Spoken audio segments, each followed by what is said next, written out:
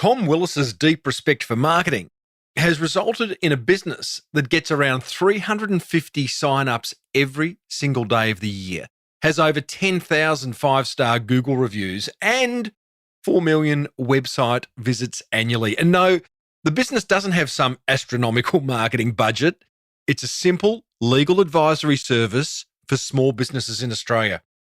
This is a mind-expanding episode 604 of the 13-year-old award-winning Small Business Big Marketing podcast. Well, I said, welcome to a small business marketing show, where successful small business owners share their souls to take your marketing straight to the lead. Now, here's your host, Mr. Timbo Reid. And welcome back to your weekly dose of litigious marketing.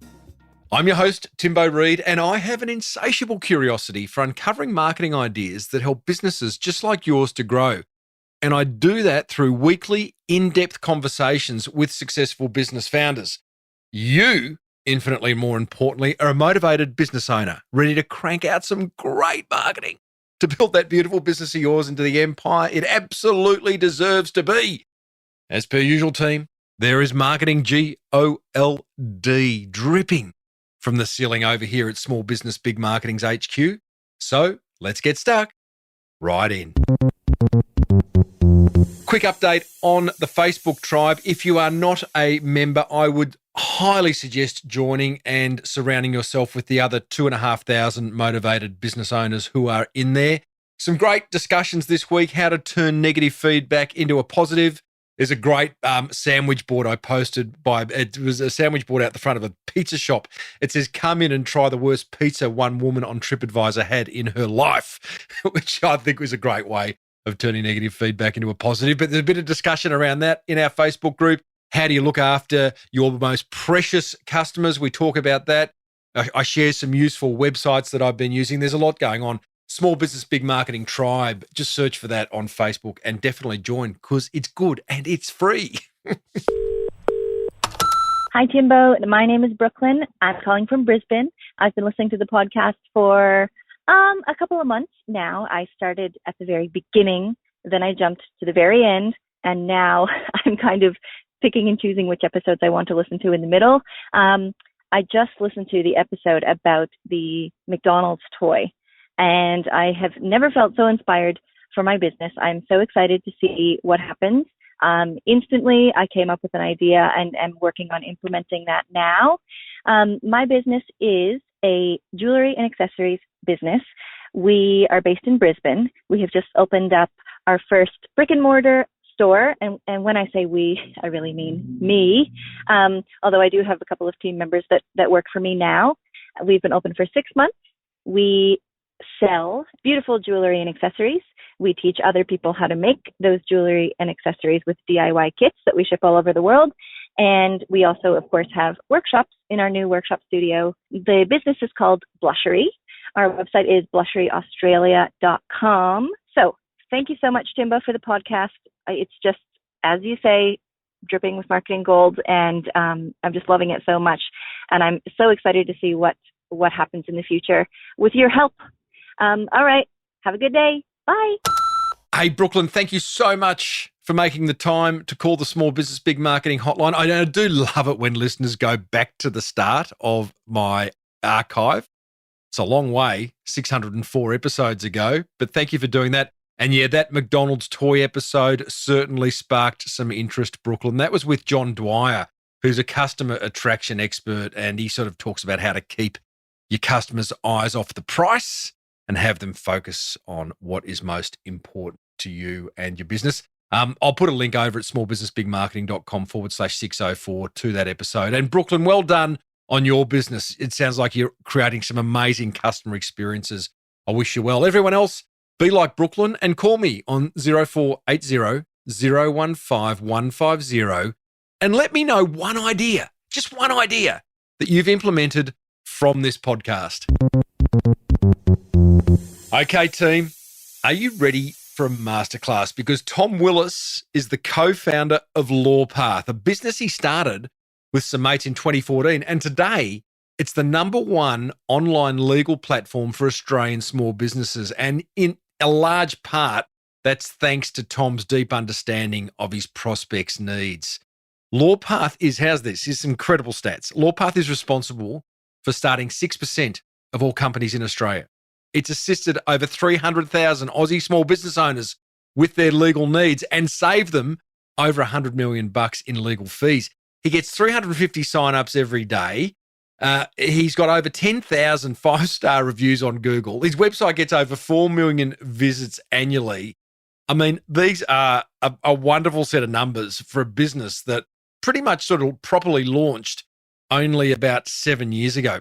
So seriously, grab a pen and paper or open up the Notes app on your phone, because Tom shares his secrets to Lawpath's success, including his customer acquisition strategy, his cake method, where he combines various campaign activities over the top of each other, how he leverages key partners. He talks about newsjacking, and why a blog post about driving without shoes became an incredibly powerful lead magnet for the business. It's a great interview, this one. I started off by asking Tom what problem Lawpath solves for business owners, and I got to tell you, his answer is beautifully crafted and to the point.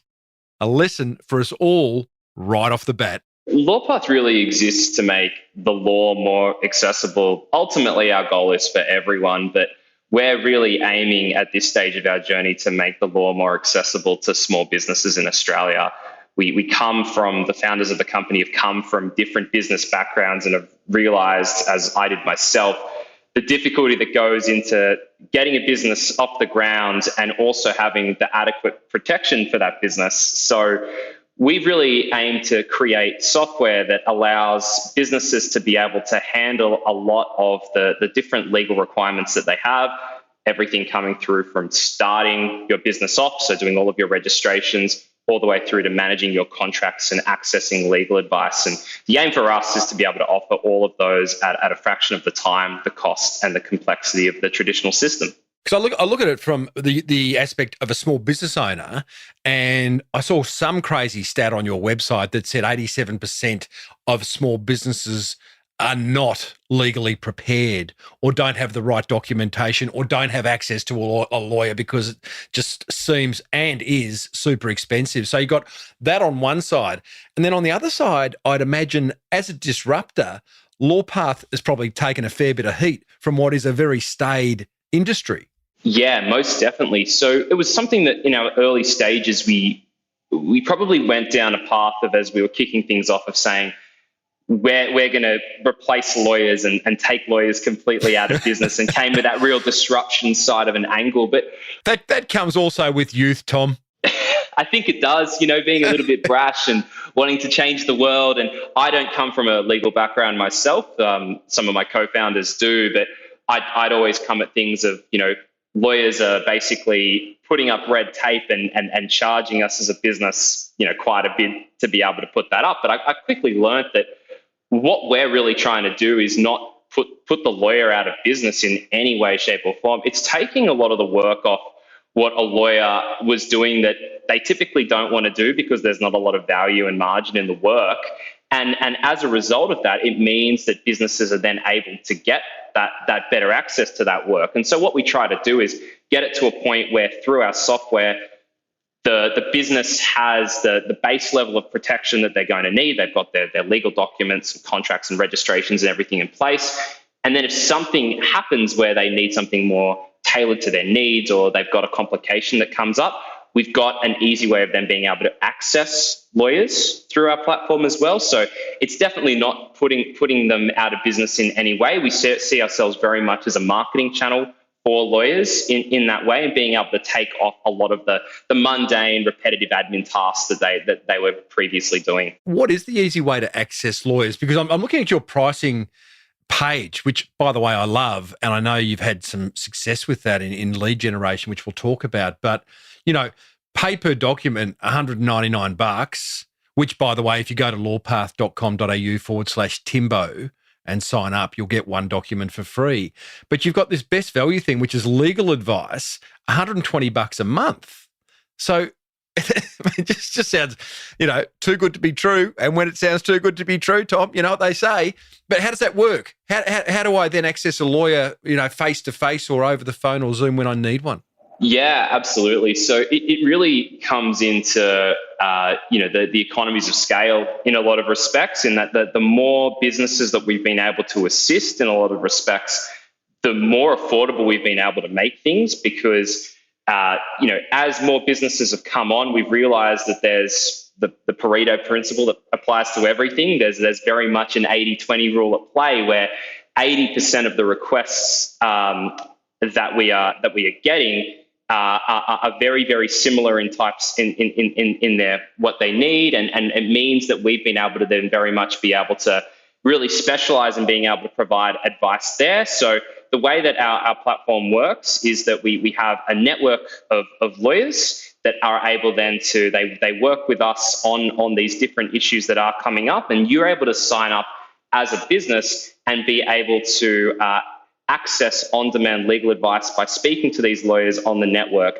And once you've signed up, so as you said, the price is as low as $120 a month for being able to access that. All you then need to do is come through to our website, you put in what your matter is about. We use a lot of categorization within there to then make sure that we're able to tailor that so that you're getting the right lawyer for the type of advice that you're going to need. You'll then put in a time when you want to place that booking, and then usually we can do a turnaround of about 24 hours with that booking so that you can then have that consultation. And so is that lawyer, you're going to get a phone call, or is it a phone call from a lawyer somewhere in Australia? Yeah, absolutely. Yeah. So they're all vetted lawyers through our network. And we also have, with a lot of the real commercial work that we do, we actually have a small in-house law firm that we work with as well. And as I said, because we've had the same types of questions coming through around things around like business structuring and different commercial law and startup matters, we handle a lot of that through a dedicated team that we have in-house. So those lawyers are, I'm not exaggerating when saying they're dealing with thousands of businesses every single month that are coming through. And we're starting to, as part of that, we start to work out what these businesses are in need of, and then be able to make sure that we're always being able to offer that right advice. And the more that comes through, the more efficient we're able to get with how we deliver that. Well, buddy, it's an incredible service, and a service that is much needed. Industries that just, take the piss out of us small business owners do need to be disrupted. And I got to say, I'll put myself out there, hello to all you lawyers, but it can be expensive. And unfortunately, as a result, many don't use a lawyer in their business. And hopefully Lawpath is changing that. Mate, the success you've had from what I consider a result of marketing, and you are the CMO, Chief Marketing Officer, fantastic. Like 300,000 Australians, you've helped with their legal needs. You've saved them $100 million in legal fees. 350 businesses sign up to Lawpath every day. I mean, there's some great stats here, and I know marketing is your true love in the business world. So let's talk about what has worked and what hasn't worked, because I know it hasn't just been like, up and up and up, here we go on the marketing gravy train. There's been some mistakes along the way, which, is just as interesting as the stuff that worked.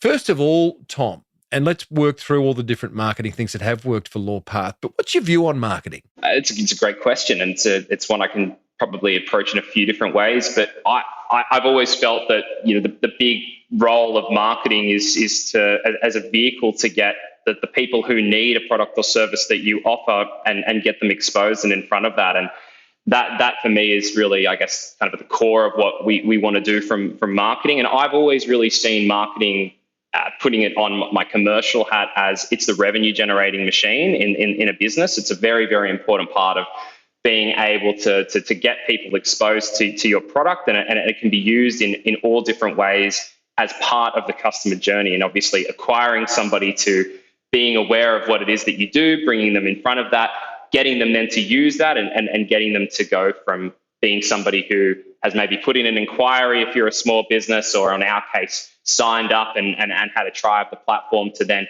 going through and becoming a customer, and then also being able to keep them on, and so and make them a retained customer as well. So marketing plays, I believe, a role in all of those different stages and a big part of that in a lot of respects of what we do is an education piece as well. So it's making sure that they as a business are well informed and educated about what we can provide, and that there's a vehicle for them then being able to do so. So that's a pretty broad definition, and then there's obviously so many disciplines that come into there. Well, it's not even a definition. I mean, I think from my point of view and for my listeners, it's about mindset, because I think if you're listening to this podcast, I would hope that you have some respect for marketing. Maybe you're frustrated by marketing, but you realise that it actually can be important.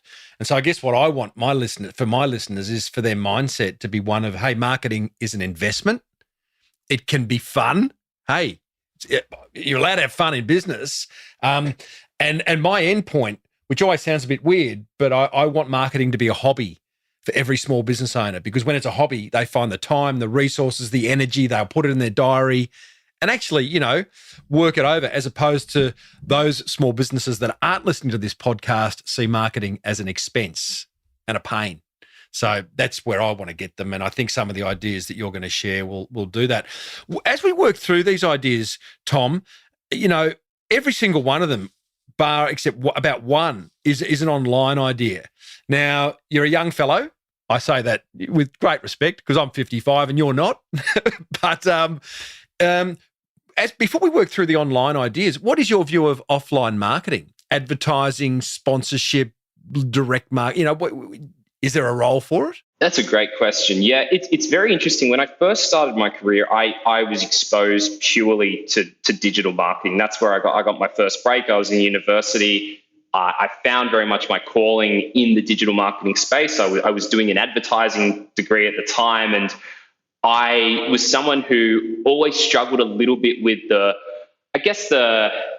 subjectivity of how the industry was working. We'd be doing these assessments and coming up with briefs, and I was like, well, yeah, your idea might be right, but my idea might be right, and we've got really no way of them being able to work out if that's indeed the way to go. So when I found digital marketing, where we could overlay that then with being able to measure basically everything and the results that we were getting and have a great definition of who we were able to target, that became a real calling to me. And so I think for the first 5 odd years of my career, it was everything is digital. That's the way of the future. That's where I was able to build quite a strong reputation in the industry, and it was very much an up-and-coming industry at that time. But it's been very interesting over, I'd say, the last 2 to 3 years, where I've seen myself really have a shift back then into the more traditional offline world. And I think a big part of that is that I think there was a point of time where online advertising, it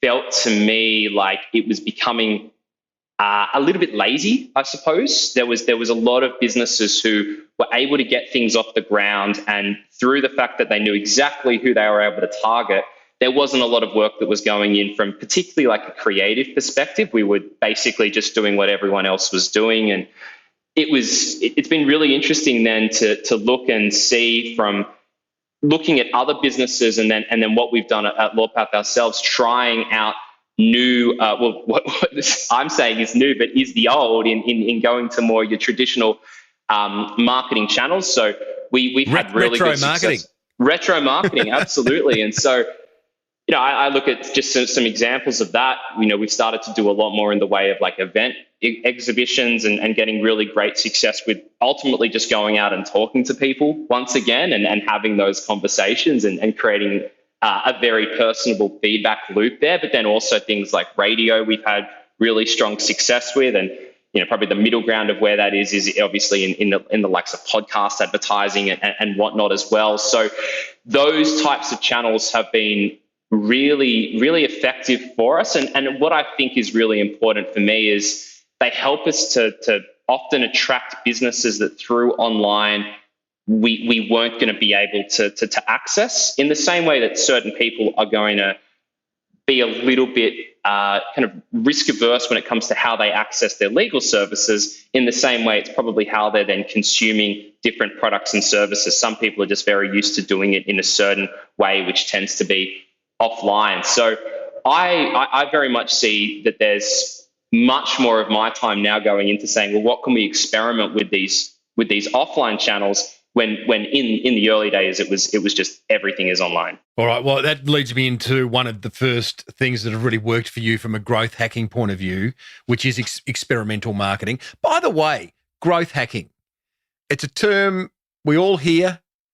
You know, I even use it. I don't think I've ever even stopped to say, what is the definition of growth hacking?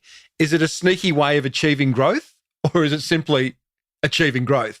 I think in a lot of respects, it's just achieving growth, in all honesty. And I think there's different ways that it can be, I suppose, defined. I don't think anyone's got a rock hard definition of how that really differentiates from just what we would call marketing. I suppose the pure definition of it is talking about how it's basically trying to point a business towards like a true north. You know, what is that ultimate success metric that a business is trying to achieve, and then what are the different means that we get there? And that is often through marketing tactics. It could be through product initiatives. It could be through different things around like process optimization, automation, and different components that come into that. But it's usually, in a lot of respects, in what we look at as growth hacking is just experimental marketing tactics. And to a degree, in some more product-led businesses, there's quite a lot that will come into actually making changes within product, doing testing, and seeing if you can get people to consume something in a different kind of way. So very loose definition there for you, Tim. That's all right. Loose is good. Let's talk about experimental marketing. And I do come across businesses every now and then that allocate, they have a marketing budget and they allocate 10 or 20% of that budget to experimental stuff that they've been wanting to try. They're not sure whether it's going to work, stuff that scares the pants off them because it seems a bit wacky. So what do you have a budget allocation for experimental marketing? And give us an example of experimental marketing that's worked for you. Yeah, for sure. I've got it to a point now where I look at this in a way of, I suppose, layers is a really great way of me thinking about this. And so how I can layer the different tactics that I'm using. And so I call it, I've branded this as like my cake method, I suppose, where I have different layers of a cake that are building up with the different channels that we have. And so ultimately what I try to do is have things where about 80% of my marketing budget is put into tried and true different channels that I have, where typically these for me are digital performance channels, your paid search, Google ads, your Facebook advertising and Instagram advertising and LinkedIn advertising, and the channels that I've got a good idea of what my returns are going to look like there. And then about 20% of my budget is typically allocated to doing things that are a bit more experimental. And so that can involve different types of sponsorship pieces. It might involve doing some select kind of advertising on a publisher's website or on a certain channel and trialing and seeing how that performs. And the idea really with that is trialing that over a period of typically about anywhere between 2 to 3 months, and seeing what the performance is like of those. And if that's got legs, does that then become part of the 80%? And then looking at that as a way of constantly then trying to try new things. And as you said, and at so the start, important, Tom, just on that point of 2 to 3 months, like you've got to let something, settle, and you're going to test a marketing strategy. You've got to give it some time. So many times I come across a business owner that's got, I tried Facebook ads and it just didn't work. Like, oh yeah, how long did you run them for? 2 weeks? It's like, well, did you get your headline right? Was your targeting right? There's so many variables to get right and to change, and instead of just giving up. And I find that quite frustrating when they do that, because you just got to, like anything, got to give it time. Yeah, most definitely. And I think a big part of it is the focus that you give it as well. You can't just say, I'm going to do a little bit here, and as you said, 2 weeks, it didn't work, try the next thing 2 weeks, because I don't think anything will really work if you're only giving it that amount of time and attention. So you've really got to invest into it, and because you want to learn from it ultimately as well, and say, I gave this a really good shot. I really, put into place best practices, and I gave the best representation of my business that I could on this channel. And if that didn't work for me, then that's fine. It might be something that I reevaluate further down the track. But you don't, as you said, if you only give it 2 weeks, then you're really setting yourself up for failure. Well, one of the experimental marketing initiatives Lawpath did was newsjacking. Can you explain what newsjacking is and what role Taylor Smith played in Lawpath's newsjacking? Yeah. Newsjacking it's a great concept that I've loved doing since discovering it. And basically, the idea of newsjacking is you take a topic that is very, very topical at the time, getting plenty of news press, and people really have a high demand of getting new content about that topic. So something will break in the media, and the way that these media cycles work right now is that they're wanting to optimize and increase the number of views they can get to their content as much as they possibly can, because it's all tied to advertising revenue. So once something breaks, typically if it's just broken, that's the only angle that you get. You're waiting for new news to develop, but a lot of the time there's not news to come out of things. These things take a little bit of time to build, but people have got that insatiable appetite for knowing what's next in there. So this is where newsjacking comes in, and it gives you the opportunity as a business to then say, hey, well, I've got some subject matter expertise in a certain area here, and there's an angle that I can come with that I think is going to be very noteworthy to these publications. And so if I can put myself out there and say, hey, why don't we write about this and a different angle to a story, then it's a great opportunity for you to then be able to get that exposure, and it's free, and you're going to get a lot of visits because it's something that's tied to a lot of big publications. And when you say write, are we talking about a blog post that you put on the website, or is it content that you provide to a third-party medium? Yeah, it can be one of both. So if I take back to the example of this Taylor Swift one that we did, this is back in 2015. So the Hottest 100 in Triple J runs every year. There's a big push for, and mostly this was being led by the publication BuzzFeed, to have Taylor Swift's song "Shake It Off" be the top song in the Hottest 100, which, I'm sure you're familiar with the Hottest 100. It's not the type of music that they would like to try and get in there, and so they had this big push saying, "Look, I know it's a pop song, but it is the best song."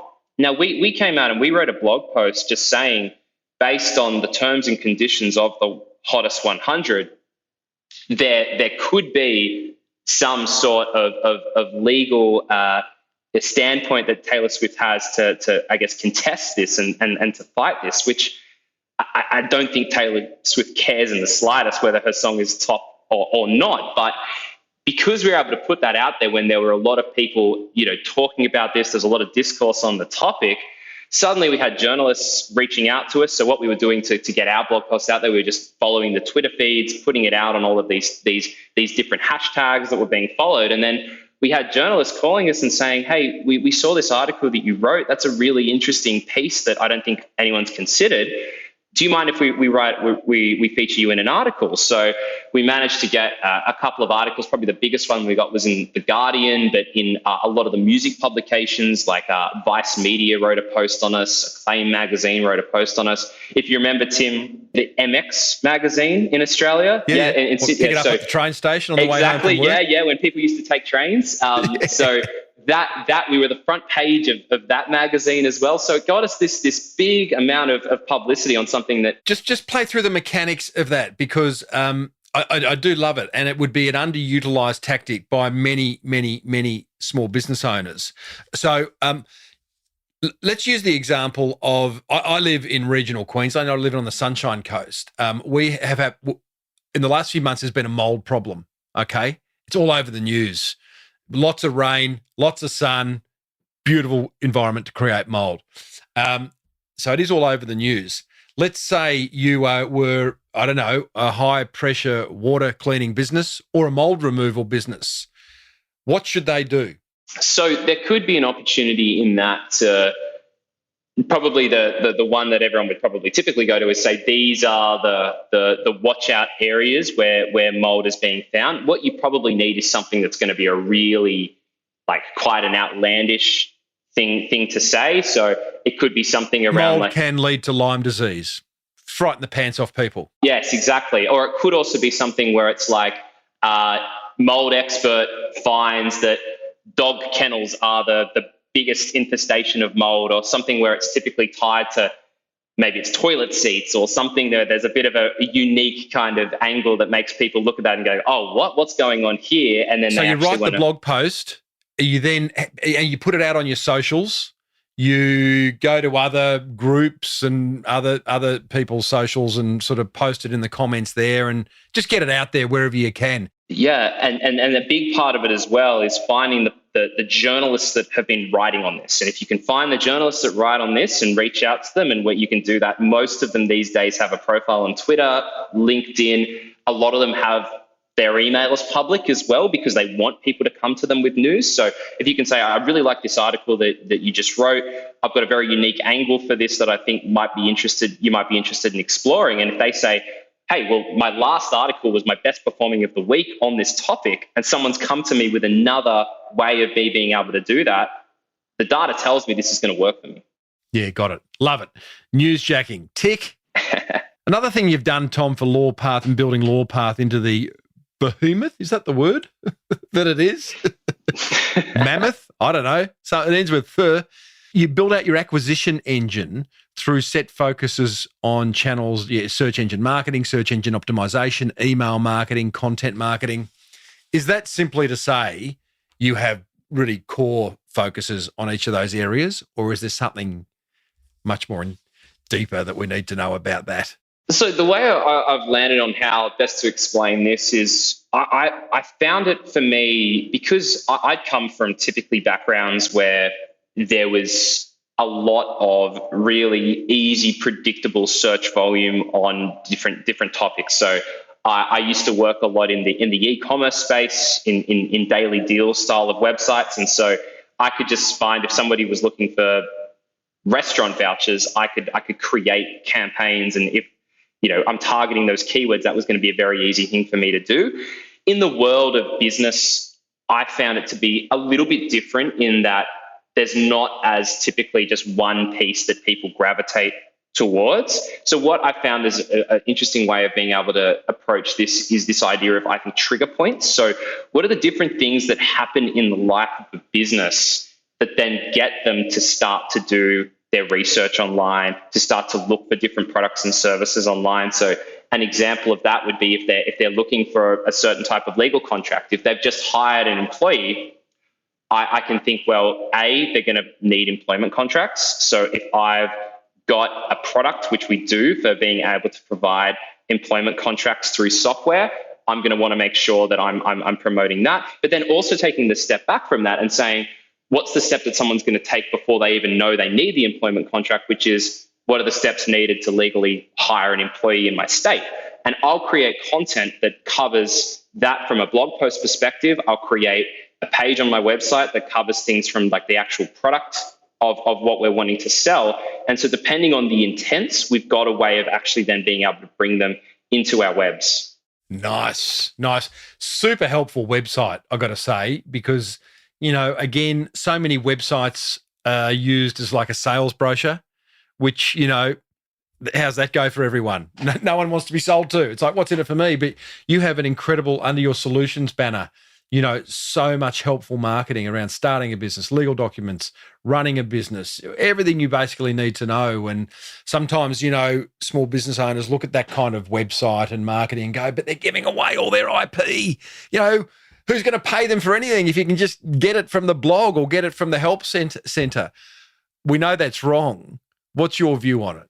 So one of the things that when we started Lawpath, I was really passionate about was being as transparent as possible. And that is a value that we share as a business. So we're very, very transparent in terms of we share with everyone all the commercial side of the business, how we're going in different areas, and we want people to really buy in on that part of the journey. But also on the customer facing side, I think one of the biggest bugbears that I had personally with working with lawyers was that you never knew what you were going to pay. It was always, I'm going to put in an inquiry, I might get an indication of what that's going to cost, but the next thing they're wanting you to deposit a certain amount of money into their trust fund, and you don't know what the end result is ultimately going to look like. And so we just said, look, we want to make all of our pricing transparent. As when you come to our website, you know what to expect when it comes to price.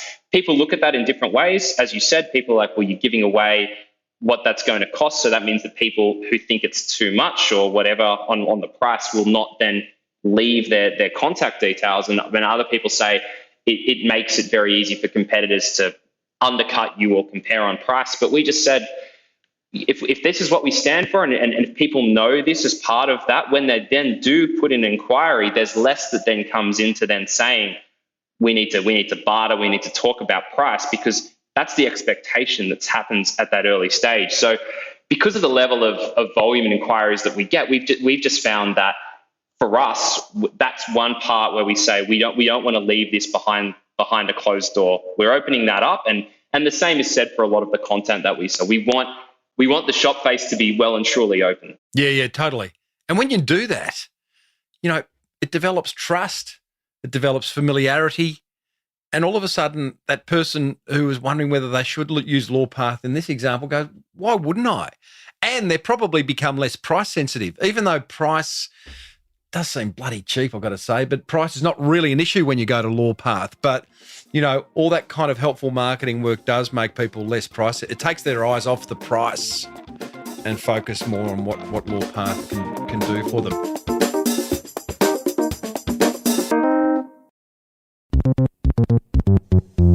Talking to Tom Wills, who is one of the founders and chief marketing officer of Lawpath. If you go to lawpath.com.au/Timbo, you'll get one document free, which is worth $199. Tom, another growth hack that you've applied is leveraging partners. So we are going a bit offline here. You offer to do favors for big brands you want to align yourselves with to show how you can add value. I love this. So is this doing freebies for big brands that you'd like them to come in as users of Lawpath or as strategic partners who have the attention of small business owners in your case, and you want them to put the word out? A little bit of both, probably more the latter, in that we've wanted it to be done as a way of being able to find strategic partners and get buy-in from strategic partners. And just, I think, an approach that I found as being a really valuable one is that when you are dealing with these bigger businesses and you're trying to make a name for yourself, I know a lot of people who have come in, and they've done it for us now, where they come in quite brash and they say, hey, can we send an email to your database, and can we do all of these promotion things? And they ask a lot of you, and you just get switched off a little bit straight away, because you say, well, this is very much a benefit to you in terms of how this relationship is going to work. And so where's the quid pro quo, as Julius Caesar would have said? Yeah, and I think in the same way that as for a customer, we've always said the first thing is we need to prove that we're valuable to them and give them an opportunity to try us out and see that value for themselves. And I think the same thing applies to any partners that you're working with. And so I think that a great way of you being able to reach out to someone that you're wanting to work with is you've got to think of something that you can offer them that is going to be of a great benefit to them and it aligns with what they're trying to do, particularly from a marketing standpoint. If they're trying to grow their user base, can you say, is there a way that we can refer people through into you for a service that's very complementary to ours? And that allows them to say, well, if this is working and if this is successful, it's helping the businesses that you have because you're recommending a service that you back and that you support and that you're wanting to be aligned with. And then B, it allows for them to feel like you're very, very useful to them. And then that allows for a lot of open doors when it comes to then being able to build on relationships. So with a lot of our partners, it started out where we've said, we'll refer business into you. That's for the majority of our partners now something where they're doing that back to us. It's been reciprocated. So they've got ways of getting people access to the different legal support that we provide. And then that opens doors for doing like partner events, partner content, and being able to really extend that out. So you've got to, just the same way you would with the customer, you've got to show value first before you ask for the world. The hardest part of that idea to me, Tom, is getting past the Doberman. And what I mean by that is getting to the right person in that big brand that you want to do business with, past their assistant, past the receptionists. It's just somehow getting to them. Now, for someone like you, I'm guessing you're pretty well connected. You've been in business for a while. You've done some great things. But what about to the person? Let's again, back to those listening. Let's say there's someone listening with a cleaning business and a strategic alliance, an ideal strategic alliance would be a real estate agent who is someone who manages the rent roll, for example, maybe the short-term rent roll.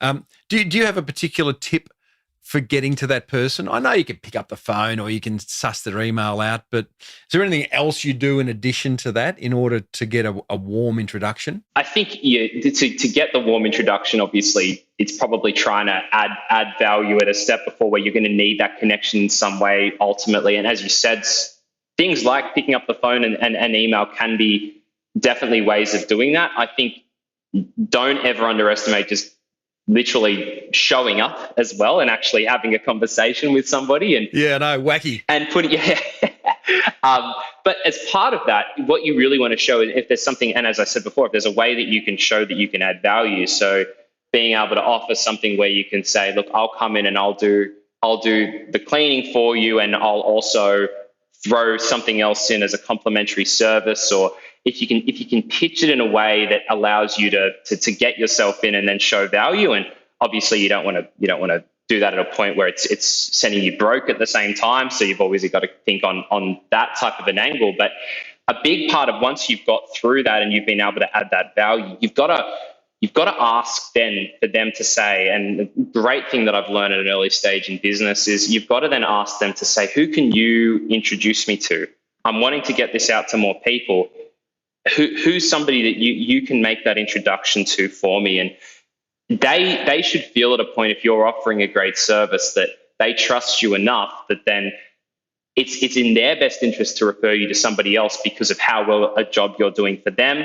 They should feel, if you've built a relationship with them, that there's a little bit of that, well, they've done me a great service, I'm a bit indebted to them to a degree, which I think you should never feel bad about either, as trying to, I guess, you've offered a favor, you need to ask for a favor as well. But I think that's just such an important thing, that you're always asking for the business. And there's nothing, from my experience, I've never had an instance where anyone said, no, I won't do that. Sometimes people say yes and they don't really pony up, but they're always willing to then try out and say, yeah, I know a few people who could use this as well. And in a lot of respects, you probably know yourself, Tim, working with business owners, it can tickle their ego a little bit if they go, I know a guy, he's great at cleaning or she's great at cleaning. Absolutely. After this interview's over, Tom, I'm going to ask, I'll be saying to you, as I do to every guest after we finish recording, hey, now you've got a sense for the spirit of this podcast. Is there someone you'd know that you would make a great guest? And that's one way I get my guests, Yeah. And because you've experienced it now, you've either had a really good time or a really bad time, but I'll still ask the question. Hey, another amazing thing you have done, and this fascinates me, Lawpath has 15,000 reviews online, 10,000 of which are 5-star reviews. Tell me, how? Besides, obviously, the best marketing is a great product or service, but people don't actively go, oh, that was awesome, I'm going to write a review. Some do, but I would argue the majority don't. So how important are these reviews beyond just chest pump, pump your chest out, aren't we good? And how do you get so many thousand over the course of 8 years?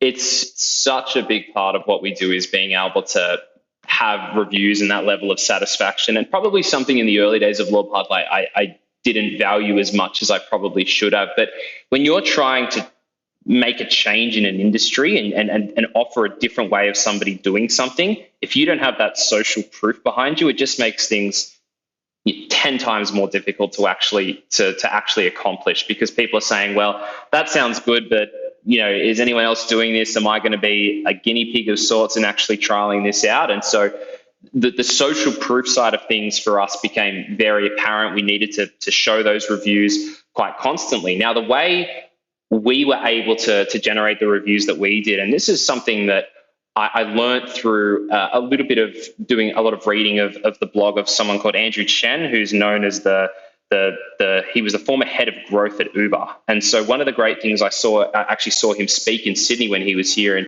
one of the great things he told me was, if you're ever looking to get a referral or B, a review, the best thing that you can do is you need to put that into their consciousness when they're the most satisfied with your product.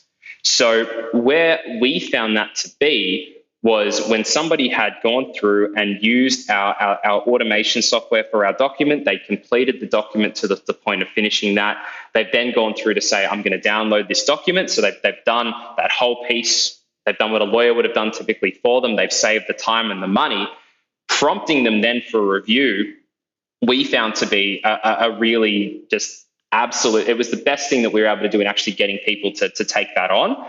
And for us as well, a great thing to do there was actually integrating that with our products. So what a lot of people do, and this definitely works as well, but I don't think it works quite as well as they say, after you've used something, we'll send you an email and we'll see how the experience was. But if you look at typical open and click rates with emails, you might get 1 in 5 people open and you might get 1 in 30 or so clicks. So you've got to get a lot of people through before you can actually generate that. But if you can expose people at the point of when they're doing something to then say, hey, can you leave me a review right now?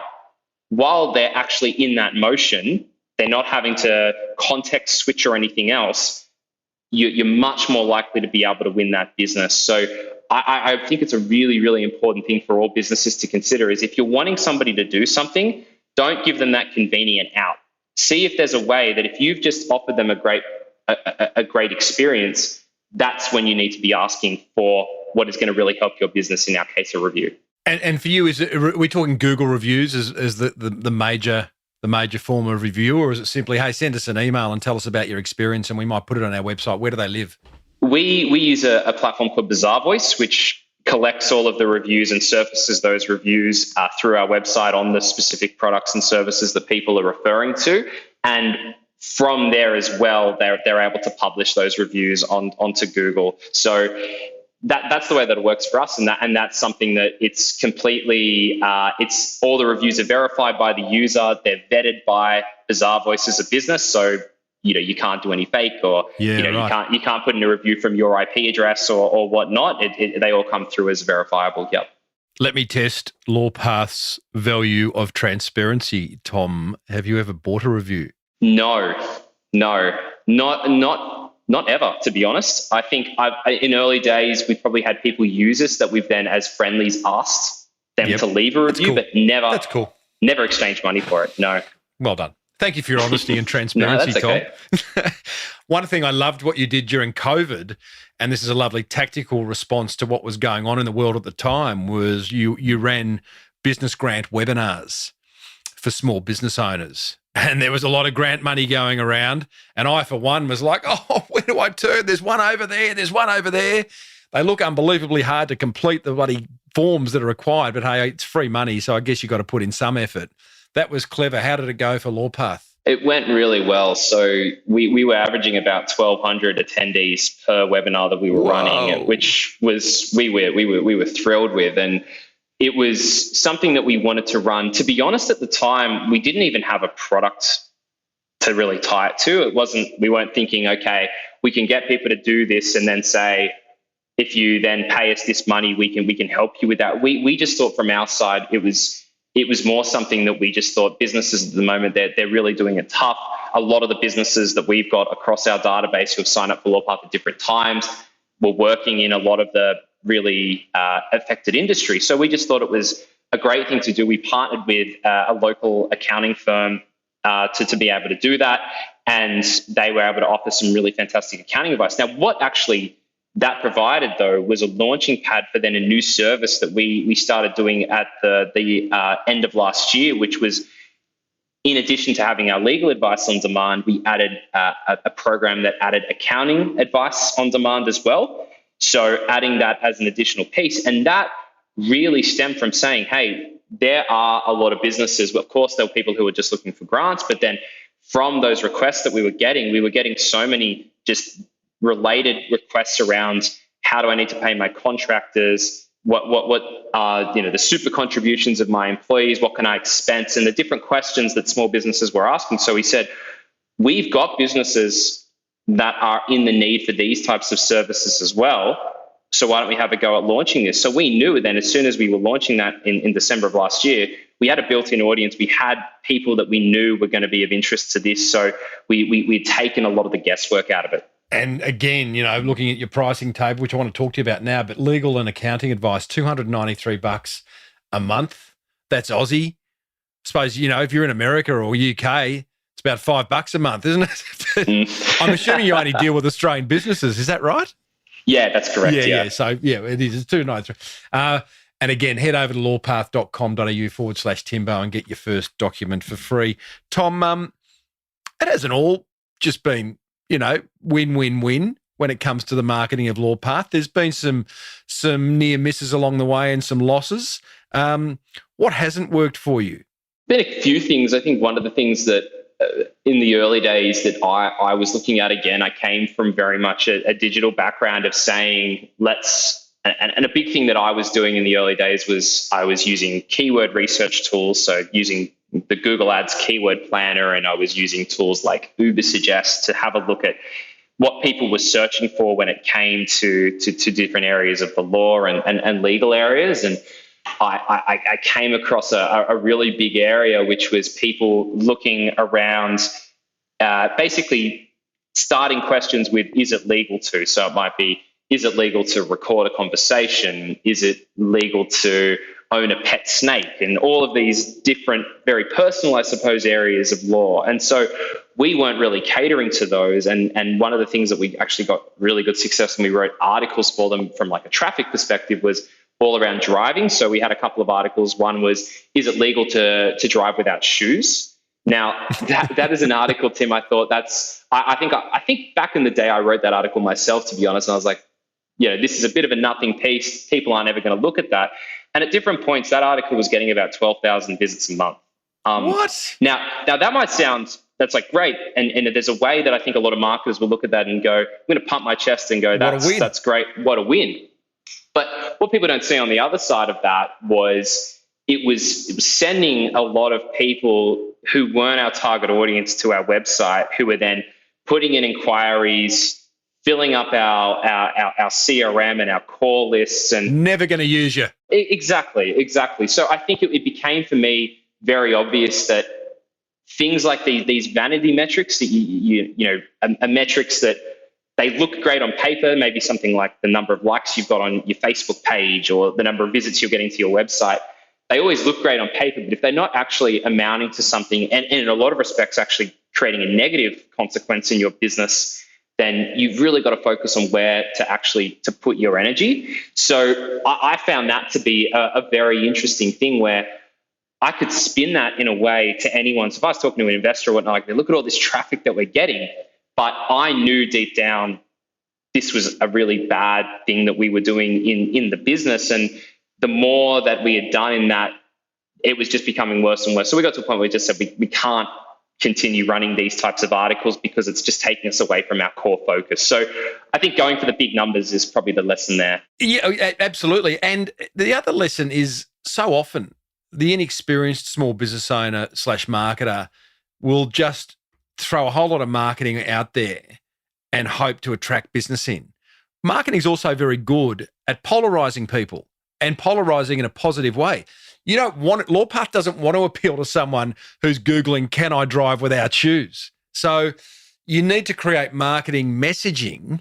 It's all very well. The medium's easy, whether you're on LinkedIn or you're doing your network function or whatever it may be. It's easy to choose the medium, but then what you say determines who it appeals to. And I think we've got to remind ourselves a bit more about that marketing is very good. It's like accountants don't need any more business. They say to me, I speak at accounting conferences, but it's like, okay, but would you like more white collar business? Would you like more business from the medical industry? You know what I mean? It's like, then your messaging becomes really, really important, which I would argue is the harder part of marketing communication, the writing of the headline, the writing of the article, all that type of stuff. And how do you guys do that? Do you have in-house writers? Do you outsource it?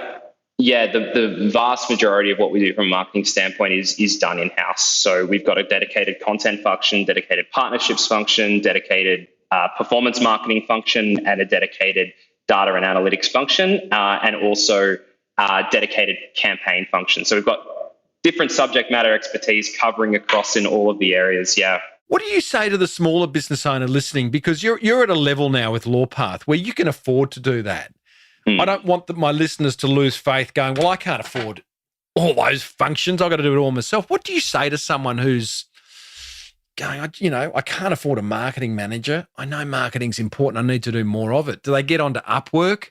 Do they not binge something at night on Netflix and do another 2 hours work over a glass of wine? What do you do? It's a great question. There's a couple of approaches that I've seen. I think that I would typically see a business start with trying to do that work that they're looking for through getting some expertise outside of the business. So that might be enlisting in like a consultant, a freelancer, maybe an agency, if you've got a little bit more cash, and being able to then say, all right, well, I'll see if I can give this a go with somebody who should have a bit of subject matter expertise in something that I really don't know a great deal about.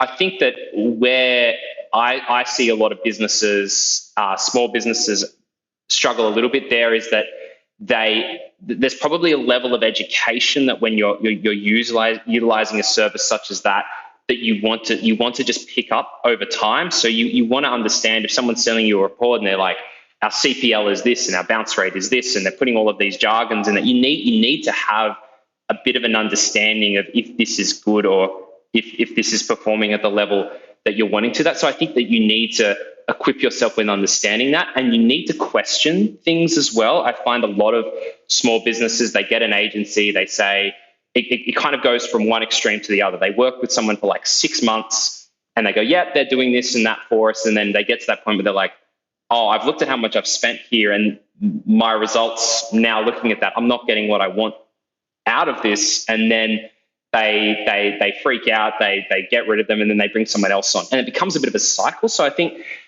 it is really important to try to invest a little bit of your time in really understanding what the people that you've enlisted in, they're doing, if they're getting great results. And then over time, bit by bit, you might find yourself being comfortable with either bringing in someone who's maybe a little bit more junior as a generalist who can then, you've got a bit more of an understanding of what they're doing and they can grow into taking things on. Or you might want to then say, I'm going to enlist in someone who's just going to look after this for me completely. But obviously that comes with quite an investment as well, and another head to the payroll. Tom, just to wrap things up, there are two other things that you have tried from a marketing perspective that didn't necessarily get traction as much as you wanted. You did Ask Me Anythings with lawyers. Mm-hmm. Keen to know why that didn't work. And you had someone where you talk about a Facebook group listener, listening in on other Facebook groups for when anybody in a business group wanted legal help, and you would pounce on them and say, use us.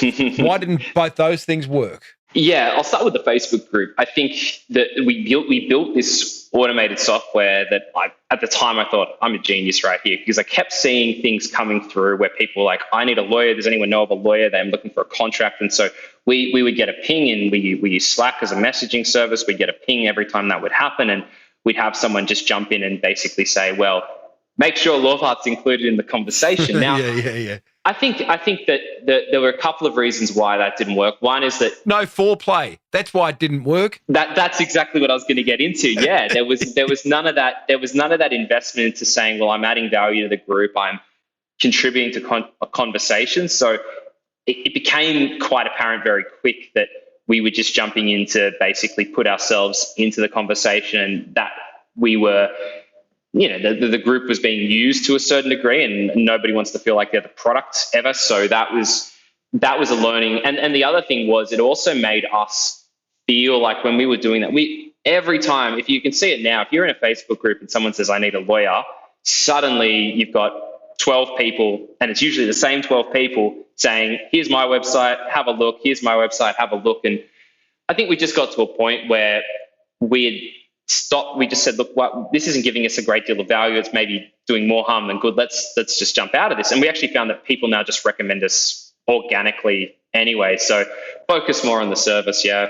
I wonder whether maybe the solution, maybe it was a good idea listening in on Facebook groups with that software you wrote, but when it was all in the response. Instead of saying, hey, use Lawpath or some variation of that, maybe you go back to them with some questions that shows empathy and, wanting to get a better understanding, which is, that's a much greater investment in time. And it would actually require someone to write that stuff instead of some automated response. But hey, what would I know? The Ask Me Anythings, just to finish on that, I'm guessing, so what you were doing, you're having these Ask Me Anything sessions on Facebook Live or some webinar or anything where business owners could come in and ask a lawyer something. I imagine that might not have worked because a lot of the stuff is personal or confidential.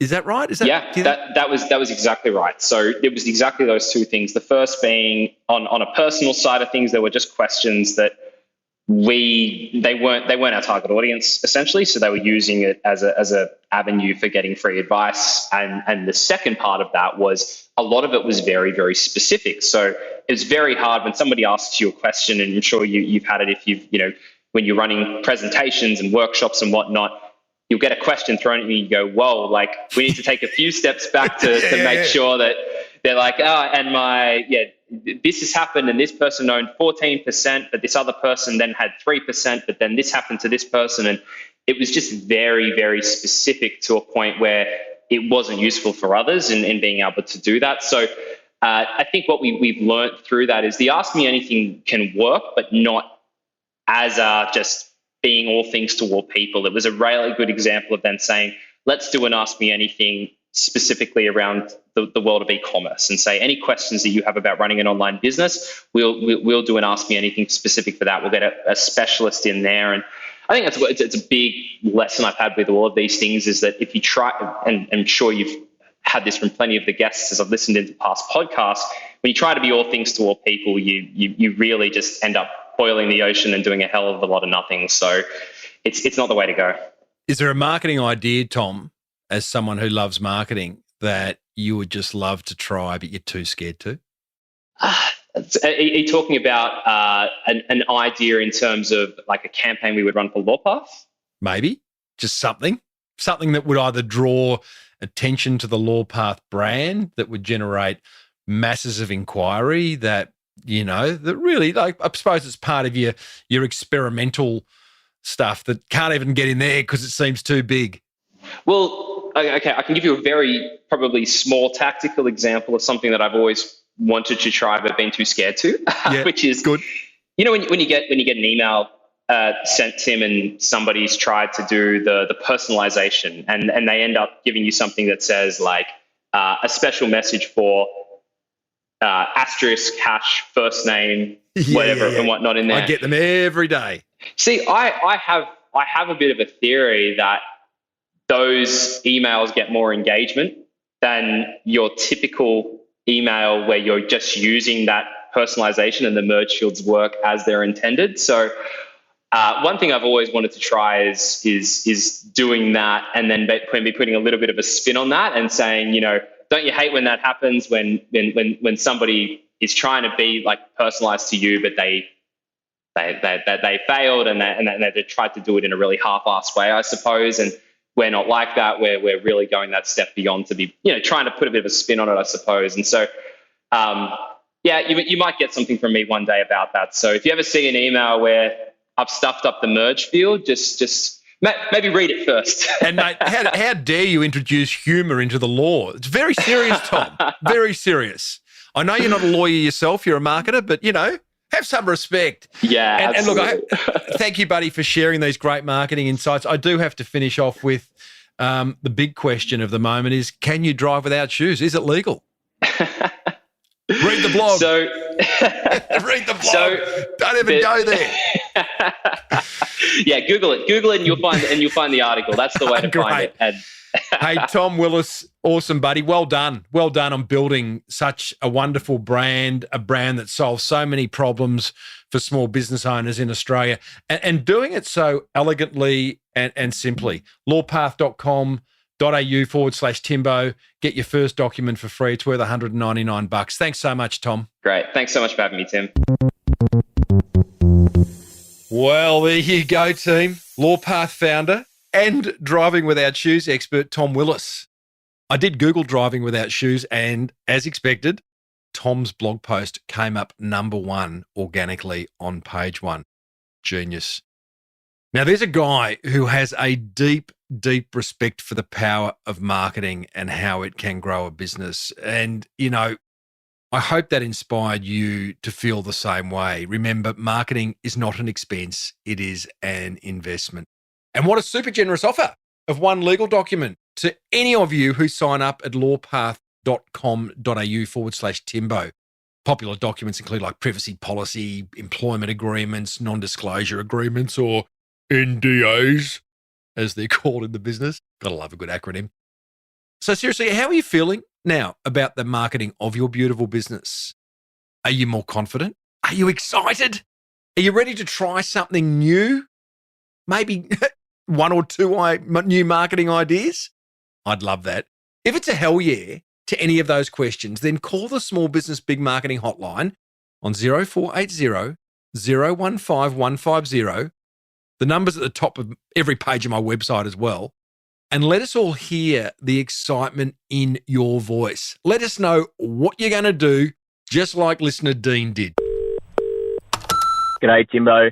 My name's Dean. I'm founder at the Stubby Club. We do licensed merchandise and have our own licensed products with the AFL, NRL, NFL, you name it.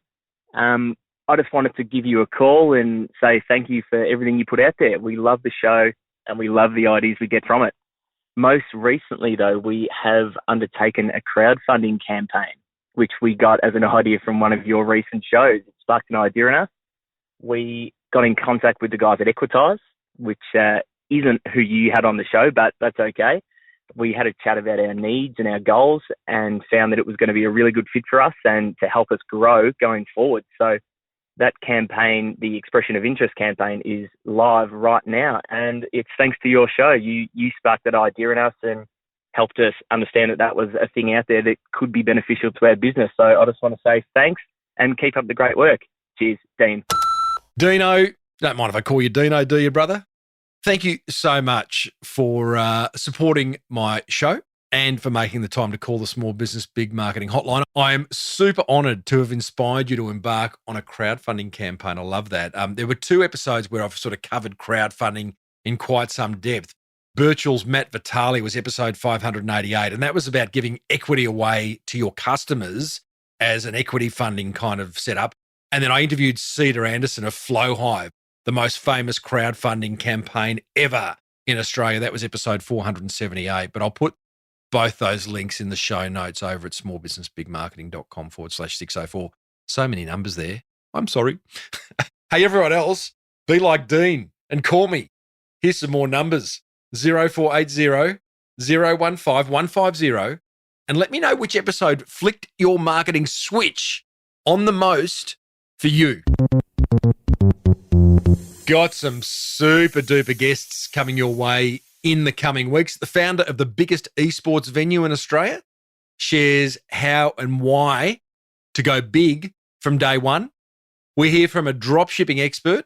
You know what dropshipping is? You will if you listen to this upcoming episode, who's doing $1 million a month selling other people's products online.